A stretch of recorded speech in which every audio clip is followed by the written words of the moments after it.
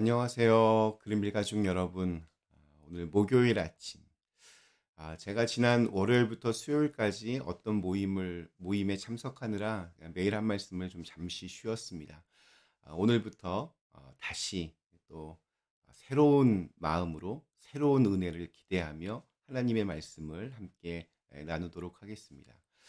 특별히 오늘 밤 우리 미국 시간으로 밤 10시경에는 지난 12월부터 굉장히 정치적으로 어수선했던 한국의 모든 혼란함의 이 마침표를 찍을 수 있는 헌법재판소의 선고가 있습니다. 하나님께서 우리 민족을 긍휼히 여기셔서 이 긴 시간 동안 우리 민족의 어떤 그 구멍난 마음들, 상처난 마음들, 이 모든 것들이 다시 좀 회복되고 다시 새롭게 시작할 수 있는 은혜가 있기를 간절히 기원합니다. 자, 우리 오늘 누가복음 3장 오늘 1절에서 6절의 말씀으로 함께 오늘 이 아침을 시작하도록 하겠습니다. 누가복음 3장 1절에서 6절의 말씀. 디베rio 황제가 통치한 지 15해 곧 본디오 빌라도가 유대의 총독으로 헤롯이 갈릴리의 분봉왕으로 그 동생 빌립이 이두레와 드라고니 지방의 분봉왕으로 루사니아가 아빌레네의 분봉왕으로 안나스와 가야바가 대제사장으로 있을 때에 하나님의 말씀이 빈들에서 사가랴의 아들 요한에게 임한지라. 요한이 요단강 부근 각처에 와서 죄사함을 받게 하는 회개의 세례를 전파하니 선지자 이사야 책에 쓴 바 광야에서 외치는 자의 소리가 있어 이르되 너희는 주의 길을 준비하라. 그의 오실 길을 곧게 하라. 모든 골짜기가 메워지고 모든 산과 작은 산이 낮아지고 굽은 것이 곧아지고 험한 길이 평탄하여질 것이요 모든 육체가 하나님의 구원하심을 보리라 함과 같으니라. 아멘. 네, 이제 누가의 이야기는 예수님의 출생에 대한 이야기를 끝내고 본격적으로 예수님의 사역 이야기로 이렇게 전환이 됩니다. 그런데 이번에도 세례 요한의 이야기로 시작합니다. 출생의 이야기에서 이미 세례 요한을 먼저 등장시킨 바 있었는데 이번에도 그렇습니다. 왜냐하면 세례 요한의 사명이 주의 길을 준비하는 자였기 때문입니다. 자, 오늘 읽은 말씀에서는 세례 요한의 시대적인 배경과 또 그가 활동했던 지역, 그리고 그가 무엇을 했는지에 대한 소개를 담고 있습니다. 우선 2절에 나오는 안나스와 가야바의 이름을 눈여겨볼 필요가 있습니다. 이들은 당시의 대제사장들이었습니다. 예수님의 십자가형을 주도했던 사람들입니다. 재밌는 것은 이 안나스의 사위가 가야바입니다. 제사장을 대표하는 대제사장은 마치 카톨릭 교회의 교황처럼 한 번 대제사장이 되면 죽을 때까지 계속 그 일을 담당했습니다. 그런데 이들은 장인과 사위의 관계로서 둘이 번갈아 가면서 대제사장직을 수행했습니다. 한마디로 자기들끼리 다 해먹는 겁니다. 한 번 잡은 권력을 사위에게 세습하고 그 다음에는 자기가 또 하고 한 집안이 모든 걸 다 독점했습니다. 마치 오늘날 이렇게 대형 교회를 자기 아들에게 혹은 사위에게 세습하고 여전히 교회에서 막강한 영향력을 행사하는 잘못된 그러한 목사님들을 보는 것 같습니다. 그들의 위세가 얼마나 대단했던지 아무도 그들의 잘못을 지적하지 못했습니다.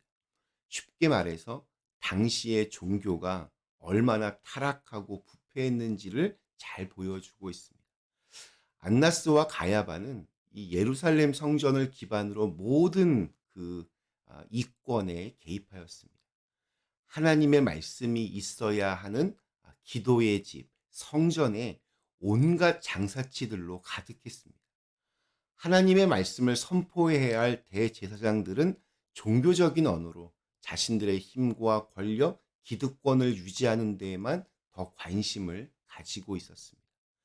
그래서 누가는 아주 정확하게 지적합니다. 하나님의 말씀이 대제사장에게 임하지 않고 빈들에서 살던, 즉 광야에서 있던 세례 요한에게 임했습니다. 세례 요한은 요단강 부근의 곳곳을 찾아다니며 회개의 세례를 전파했습니다. 요단강은 북쪽으로는 갈릴리 호수에서 남쪽 사해까지 흐르는 강입니다. 이 강은 한강처럼 이렇게 넓고 큰 강이 아니라 마치 개울물처럼 이렇게 협곡으로 그렇게 구성되어 있습니다.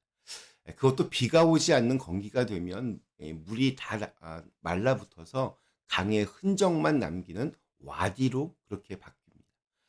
그래서 요단강 주변은 대부분 다 광야 지역입니다.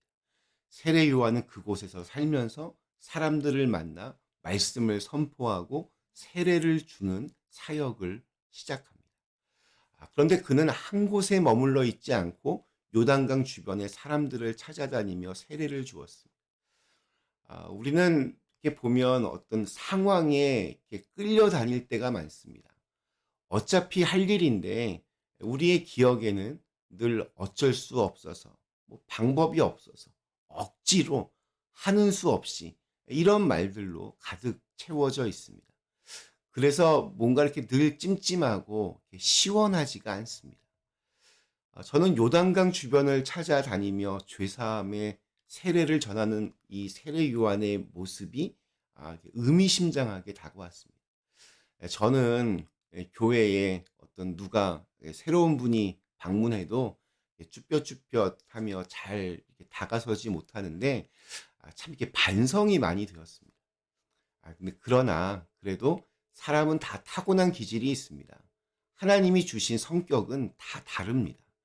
중요한 것은 자신의 상황, 자신의 성격에 맞추어서 주어진 사명에 최선을 다하는 것. 이것이 중요합니다. 요단강은 나름대로 최선을 다해 흐릅니다. 물이 적으면 적은 대로, 많으면 많은 대로 그렇게 흘러갑니다. 오늘 나에게 주어진 시간과 환경 속에서 내가 그것을 어떻게 마주하고 그것을 최선을 다해 살아내는가, 이것이 세례 요한처럼 사람들을 찾아다니며 세례를 베푸는 모습이라고 저는 믿습니다. 주어진 역할은 다 다르고 할 수 있는 분량도 다 다릅니다. 그런데 참 감사한 것은 하나님은 우리가 얼마나 이루었는지, 어떤 결과를 내었는지로 우리를 평가하지 않으십니다. 단지 그 자리에서 최선을 다했는지, 그 역할에 충성을 다했는지, 나의 작은 분량을 기쁘게 채웠는지를 보고 계십니다. 자, 우리 세례 요한은 죄사함을 받게 하는 회개의 세례를 베풀었습니다. 사람들은 회개를 종종 오해하기도 합니다. 마치 자신의 잘못을 인정하라는 그렇게 막 윽박지르는 소리로 그렇게 듣습니다. 그래서 거부감을 가지기도 합니다. 그런데 이건 반은 맞고 반은 틀립니다. 회개는 우리 한자어로 뉘우칠 회, 고칠 개를 씁니다. 즉 뉘우치고 고치는 것이 회개의 그 한자어입니다. 그러나 세례 요한이 지금 오늘 말씀에서 말하고 있는 이 회개의 뜻은 우리가 아는 회개와는 좀 미묘한 차이가 있습니다. 오늘 말씀에서 회개라는 말의 이 헬라어 단어는 메타노메오라는 단어를 쓰고 있는데 여기에는 고친다라는 의미는 없습니다. 정확하게는 뒤늦게 깨닫는다, 혹은 생각을 바꾼다는 뜻입니다. 왜냐하면 우리는 스스로 고칠 존재가 되지 못하기 때문입니다. 내가 할 수 있는 일은 시간을 돌리는 것도 과거를 지우는 일도 아닙니다. 우리에게는 다시 시작할 기회가 아주 많습니다. 매일 매일 그 새로운 시간들과 마주합니다. 그런 의미에서 우리가 해야 할 일은 지난 일을 고치는데 너무 많은 시간을 쓰는 것이 아니라 지금 나의 생각을 바꾸는 일부터 해야 합니다. 우리는 길을 이렇게 곧게 할 수는 없습니다. 산이나 언덕을 이렇게 평평하게 하지도 못하고 굽은 강줄기를 똑바로 펼 수도 없습니다. 그러나 우리의 생각은 곧게 할 수 있습니다. 들쭉날쭉한 마음은 평평하게 할 수 있습니다. 다시 말해서 나는 할 수 없으나 하나님은 하시고 나는 힘이 없으나 하나님의 힘이 있으셔서 분명히 선한 길로 인도하시고 최후의 승리를 위해 구원의 문을 여실 것이라는 믿음은 우리가 가질 수 있습니다. 저는 그것이 믿음의 능력으로 연결된다고 믿습니다. 오늘 우리에게 주신 하루, 지나간 과거의 시간에 너무 연연해하지 말고 지금 내가 해야 할 일에 초점을 맞추어서 내게 능력 주시는 자 안에서 모든 것을 할 수 있도록 인도하시는 그 주님에 기대어서 나를 새롭게 빚어가실 수 있기를 간절히 기원합니다. 잠시 함께 기도하겠습니다. 거룩하신 하나님, 저희로 하여금 정말 하나님 잘 섬기며 우리의 삶 속에서 우리의 생각을, 우리의 마음을 곧게 만들 수 있도록 인도하여 주시옵소서. 예수님의 이름으로 간절히 기도드리옵나이다. 아멘.